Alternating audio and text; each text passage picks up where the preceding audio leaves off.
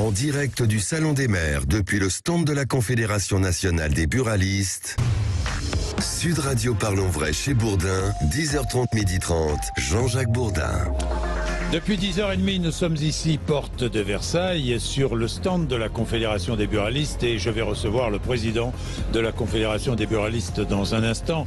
Ensuite, pour terminer ces 2 heures passées ici avec les maires, eh bien, je donnerai la parole à un autre maire, André Mondange, qui est maire de Péage de Roussillon, c'est dans l'Isère. Il va nous parler franchement de son quotidien, il va nous parler franchement de ce qui lui est arrivé. Il a été agressé, il a été menacé de mort, il a dû déposer plainte, il va nous raconter. Et puis, il a réussi à interpeller le président de la République hier. Nous allons en parler avec lui tout à l'heure. Mais dans 2 minutes, même pas 2 minutes, puisqu'il y a une petite pub encore, je reçois Philippe Coy, qui est le président de la Confédération des buralistes. À tout de suite. En direct du Salon des maires depuis le stand de la Confédération nationale des buralistes. Sud Radio Parlons Vrai chez Bourdin, 10h30, 12h30, Jean-Jacques Bourdin. Nos dernières minutes ici en direct de la porte de Versailles. J'ai la chance de recevoir Philippe Coy, qui est président de la Confédération des buralistes. Philippe Coy, bonjour. Bonjour. D'abord, merci de nous accueillir sur votre stand ici au Salon des maires. C'est la maison de tout le monde, c'est la maison. Bon, d'accord. C'est la nôtre aussi, alors. C'est la vôtre. Eh ben, on est là. Et on s'est installé.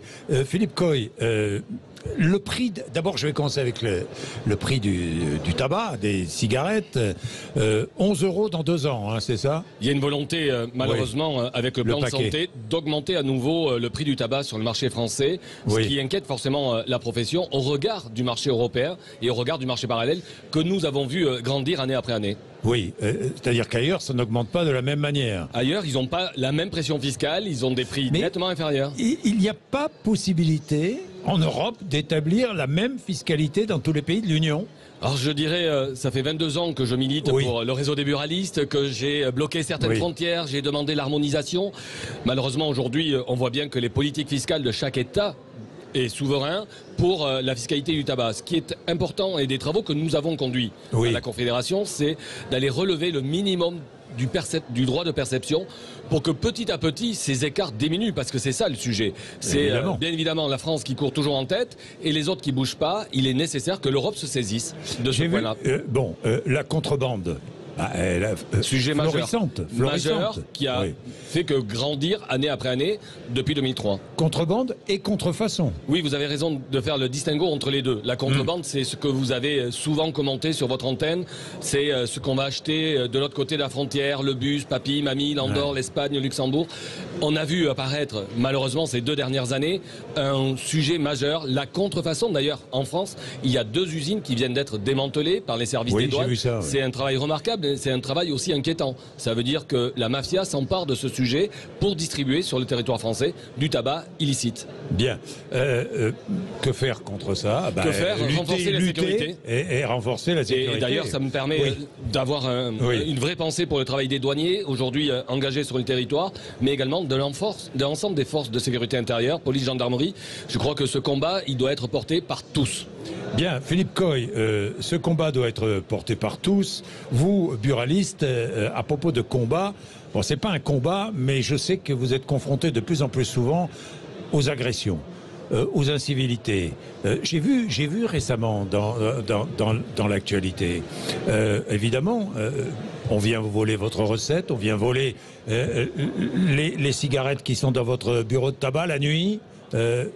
C'est un sujet majeur parce que, comme vous venez de le dire précédemment, le tabac représente une certaine valeur. Et on a vu, pas plus tard que ce week-end, j'étais d'ailleurs en Loire-Atlantique samedi soir, quand il y a eu toute une série de vols sur un périple d'une bande organisée. C'est un sujet prégnant parce que en ruralité, en urbain, on a forcément une crainte aujourd'hui avec ces produits à valeur fortement ajoutée qui est revendable facilement sur la voie publique. Alors je sais que vous êtes en discussion avec l'État sur un plan de transformation, donc l'État va vous aider financièrement? En tous les cas, on fait tout pour qu'il accompagne cette mutation nécessaire face bien évidemment à la baisse des volumes du tabac. Alors, baisse des volumes, mutation aussi, sécurité, renforcer la sécurité de vos bureaux de tabac, hein, aussi. C'est un enjeu du quotidien et de faire évoluer notre métier. Ben évidemment, évidemment. Et puis, de vous permettre d'installer les nouvelles activités que vous développez dans vos bureaux de tabac et qui vous permettent de conduire à une véritable transformation de votre métier. Le métier de buraliste, il est cher aux 23 500 collègues que j'ai l'honneur de représenter, mais il est cher aussi à tous les concitoyens qui nous fréquentent. 10 millions de Français par jour fréquentent le réseau des buralistes. Nous sommes dans les villes, dans les quartiers et en ruralité. Le métier de buraliste doit évoluer du tabac traditionnel au vapotage, mais ce que les clients demandent, c'est encore plus de services, plus de proximité. Alors quel service allez-vous offrir dans les mois, dans les semaines et dans les mois qui viennent? La distribution d'argent par exemple? C'est un des services que les territoires demandent. Et d'ailleurs, si on est présent au Salon des maires, c'est aussi pour dialoguer avec cette proximité que représente l'élu local et ses besoins. C'est-à-dire que vous allez avoir de l'argent en caisse plus? Oui, on a des distributeurs automatiques d'argent.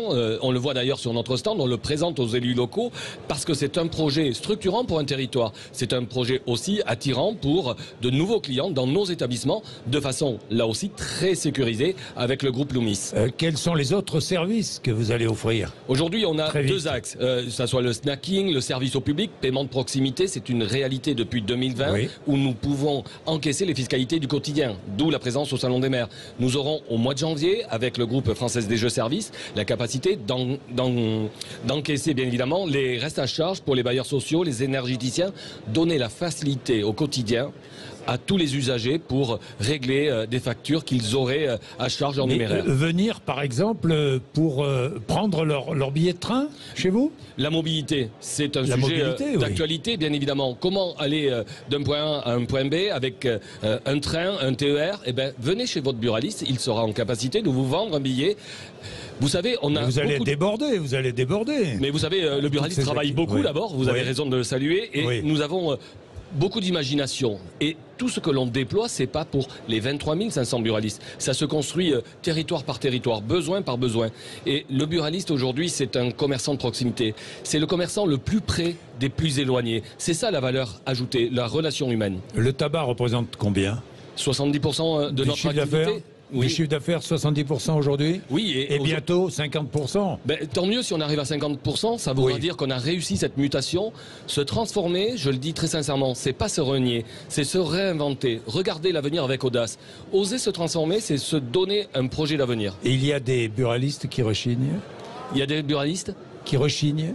Oui, parce que le projet, c'est sortir d'un chemin tracé, d'une zone de confort qui devient de moins en moins d'ailleurs confortable par les effets de bord, le marché parallèle, le changement de la consommation. Nous avons un rôle dans ce territoire à jouer avec les élus locaux et avec nos clients. Merci Philippe Coy. Merci Jean-Jacques Bourdin. Merci de nous avoir accueillis. Nous allons terminer avec un maire parce que je ne pouvais pas être ici sans terminer ces 2 heures avec un maire qui s'appelle André Mondange. Bonjour André Mondange. Bonjour. Merci d'être avec nous. Vous êtes maire de Péage de Roussillon. C'est ça, oui. C'est dans l'Isère, Péage de Roussillon. Je connais Péage de Roussillon. Le 20 août 2020, vous avez été agressé. Oui, d'abord... Au tout début du mandat, j'ai d'abord été menacé de mort ainsi que ma fille. Et la personne a été arrêtée et est allée en prison. Et il y a seulement 15 jours de ça, on m'a lancé un caillou dans ma voiture. Tout simplement parce que on dérange les gens qui produisent des incivilités. C'est-à-dire les trafiquants de stupéfiants. Des actes de délinquance et le trafic de drogue, effectivement, avec de plus en plus de points de deal dans les petites villes. Maintenant, c'est plus que dans les grandes villes, c'est aussi dans les petites villes. Aussi dans les petites villes. Donc c'est un cri d'alerte, d'alarme que vous lancez ce matin.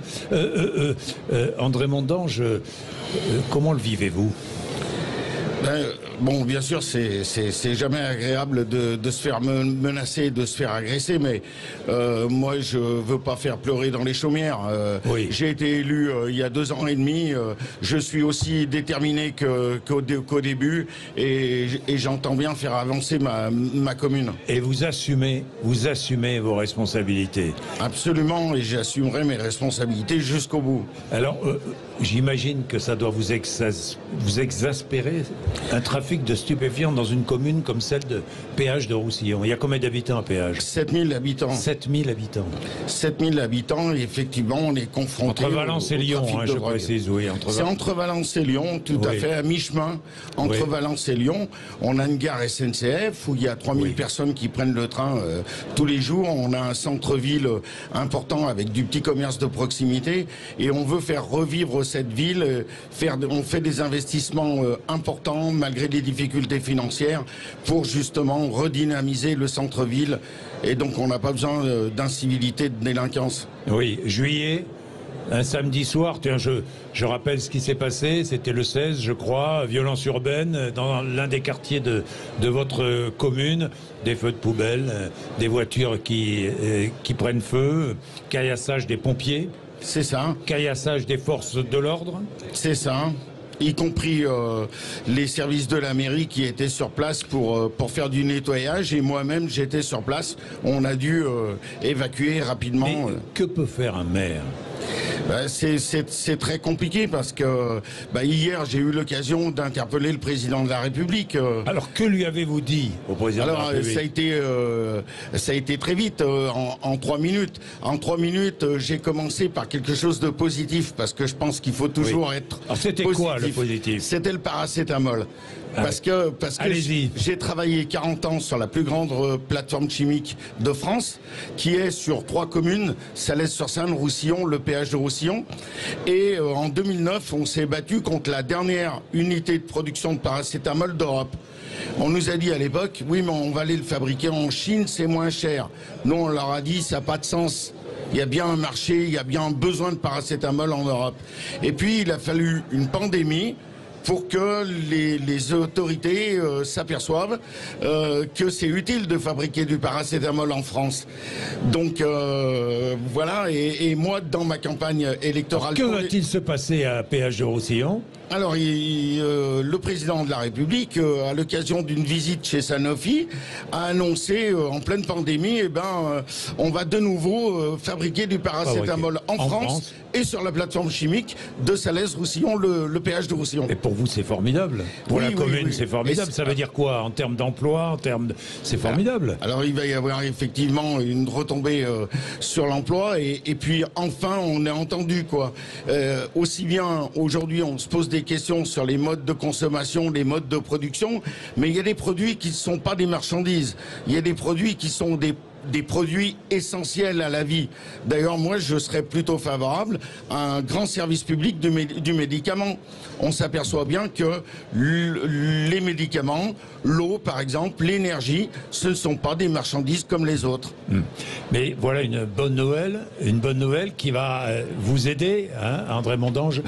Je voudrais terminer avec vous sur cette fonction de maire qui vous demande tant de temps, tant d'investissement, mais vous l'aimez? Écoutez, moi, comme je viens de vous le dire, j'ai travaillé 40 ans dans l'industrie chimique comme ouvrier, et ça fait beaucoup rire mes amis quand je leur dis, en fait, depuis 2 ans et demi, j'ai jamais autant travaillé de ma vie, quoi. Ouais. Parce que d'abord, c'est passionnant. C'est passionnant, c'est très intéressant. On traite de sujets très divers, on rencontre des gens très différents. Et puis, le matin, on sait pourquoi on se lève. Et ça, c'est important. Et comme je vous l'ai dit tout à l'heure, je suis déterminé pour faire avancer ma commune. Vous continuerez? Oui, bien sûr. 2026, vous continuerez? Oui, bien sûr. Sans hésiter. Non, je dis ça parce que j'ai vu qu'un peu plus de 50% des maires hésitaient à se représenter en 2026. Épuisés, déçus, pour beaucoup. Alors c'est difficile. Notamment dans les communes rurales. La fonction de maire, c'est difficile, il y a des contraintes, comme on peut dire vulgairement, il y a des emmerdements, c'est vrai, mais à côté de ça, c'est passionnant. Et puis je suis déterminé parce que j'ai une équipe à côté de moi. Ici présent, j'ai mon premier adjoint, j'ai des adjoints, j'ai une équipe qui en veut, et donc on va faire avancer la commune tous ensemble. Bravo. Merci André Mondange. Merci beaucoup. Bourdin. Merci beaucoup. Il est l'heure, hein, 12h27. André Berkoff qui me succède. Merci de nous avoir accueillis ici au Salon des maires.